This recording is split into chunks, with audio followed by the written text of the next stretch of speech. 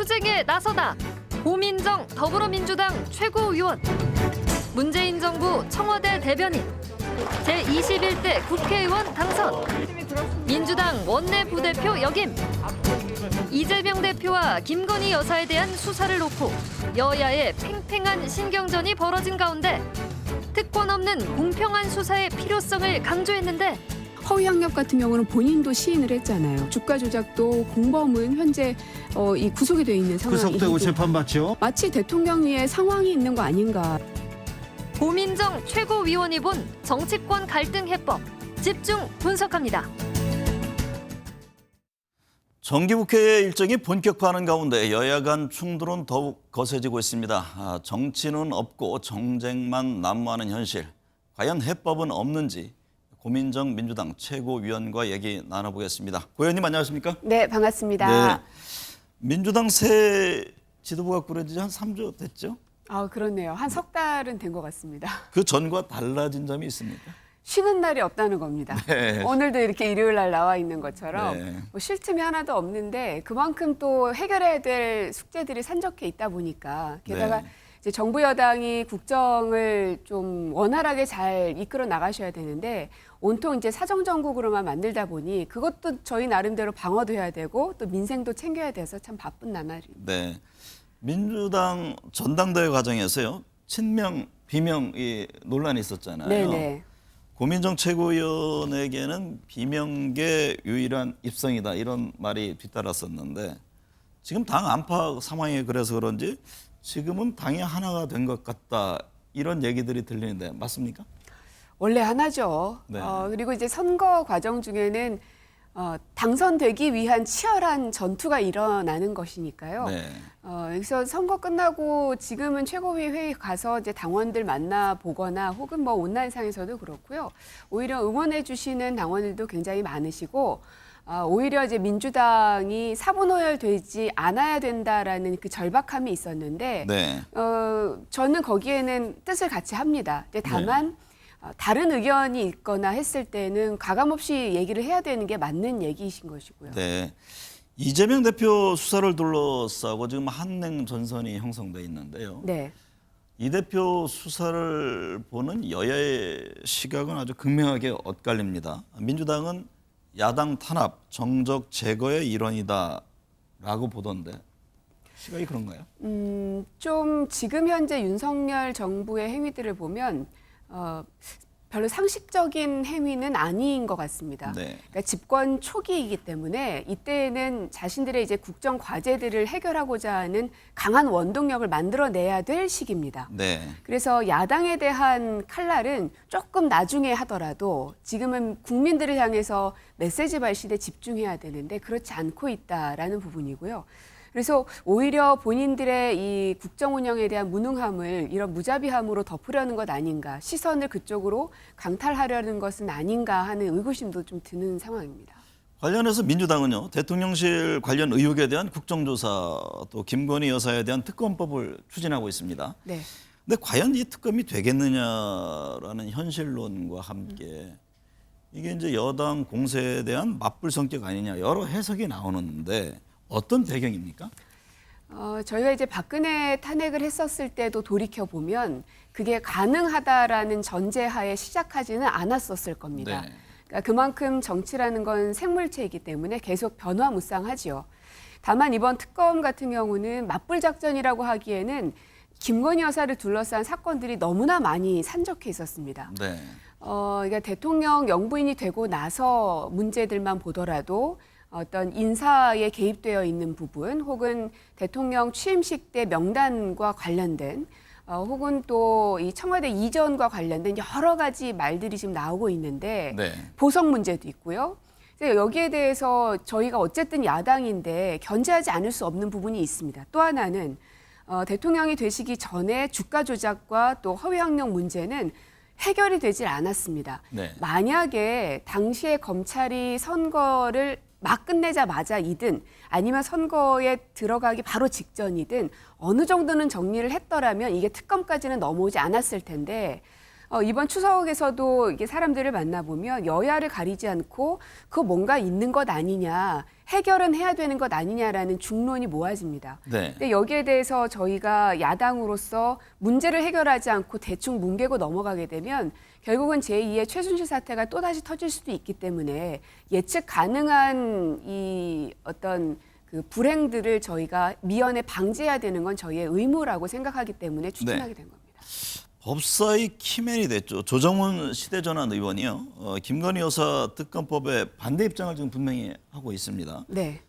김건희 여사 특검법과 김혜경 씨의 법인카드 유용 의혹 수사에 대해서 퉁치자 배우자를 건드리는 건 쪼잔한 정치다라는 말도 했는데요. 이에 대해서는 어떤 견해신가요? 그러니까 주가 조작의 혐의가 있고 허위 학력을 본인이 시인했던 사건의 주인공이 하필이면 영부인인 겁니다. 네. 저희들도 굉장히 안타깝고 슬프고 괴롭습니다. 왜 하필 대한민국 대통령의 영부인은 이러한 혐의들에 둘러싸여 있는 것일까? 그런데 이것이 영부인이기 때문에 그냥 넘어가야 된다.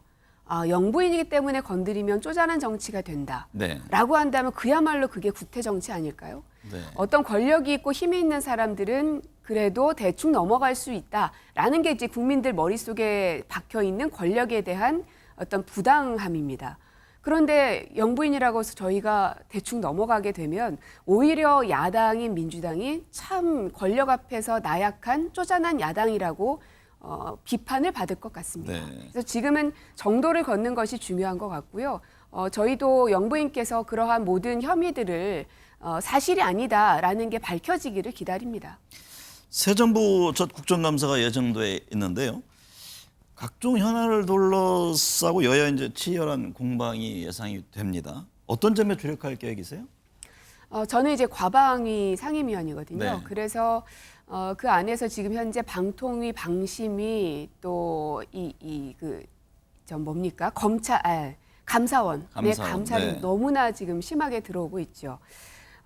이런 거 보면은 이게 법적으로 임기도 보장되어 있고 그 독립적인 기구라고 존중받아야 할 곳, 이제 그런 곳들을 다 지금 털어대고 있는 겁니다. 권익위도 이제 그 중에 하나일 테고요. 그래서 이것을 저희가 이제 국감 기간 동안에 면밀하게 예의주시해야 되는 것이고 또 하나는 과기부 장관이 계속해서 상임위 위원들의 출석 요구를 거부하고 있습니다. 네. 그것도 저는 참 윤석열 대통령실은 어떤 이 국정 마인드를 가지고 있을까? 네. 그러니까 물론 여러 가지 상임위에서 반대하고자 하는 의도들은 있겠지만 최소한 국무위원이 상임위에 출석하게는 했어야죠. 네. 그러나 지금 그런 절차들을 다 무시하고 있는 거거든요. 그 국민의힘도 지금 마찬가지인데 이준석 대표를 이제 제명하겠다 뭐 이런 이야기들이 나옵니다. 오늘 네. 윤리위에서 결정을 할 테지만 이준석 대표의 가장 큰 문제점은 성상납에 대한 아직 명확하지 않은 부분입니다. 네. 그럼 그거는 그것대로 풀어야 되겠지만 또 한편 이준석 대표가 얘기하고 있는 건 정당의 절차적 정당성을 얘기하고 있는 겁니다. 네. 그러나 그것을 국민의힘이 계속해서 무너뜨리고 있는데 정부도 마찬가지라는 생각이 듭니다. 과기부 장관을 출석시키지 않고 있는 이런 행위들이. 네. 영빈관 신축과 청와대 관련 예산을 둘러싼 논란이 지금 진행되고 있는데요. 윤 대통령이 영빈관 신축 계획을 전면 취소하라고 지시했습니다만 민주당은 누가 지시했는지 등을 밝히라고 요구하고 있는데 이게 국격 등을 고려해서 필요성을 얘기하는 분들도 있잖아요. 네. 그래서 청와대를 조급하게 이전하지 말라고 100번, 1000번 얘기했던 겁니다. 네.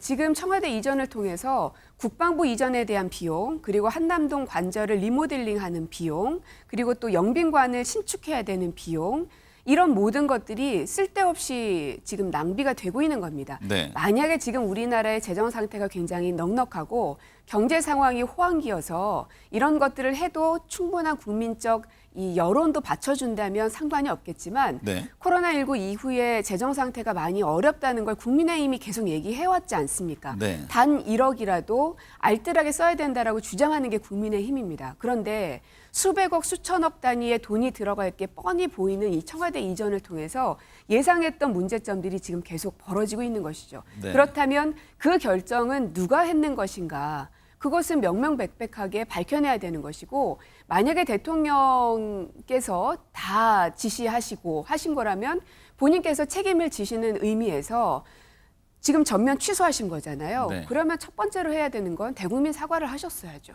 네. 그러니까 늘상 윤석열 대통령님이 이 검찰총장이었을 때 혹은 수사정국에 대해서는 아주 이 엄밀하게 그리고 빠르게 결정을 하시는데 정치에 있어서만큼은 늘 두세 박자가 늦는 것 같습니다. 네. 이재명 대표가 영수회담을 제안했고 해외 순방 이후 여야 당대표 회동을 고려하고 있는 것으로 전해졌는데요. 네. 어떤 전망을 하고 계세요?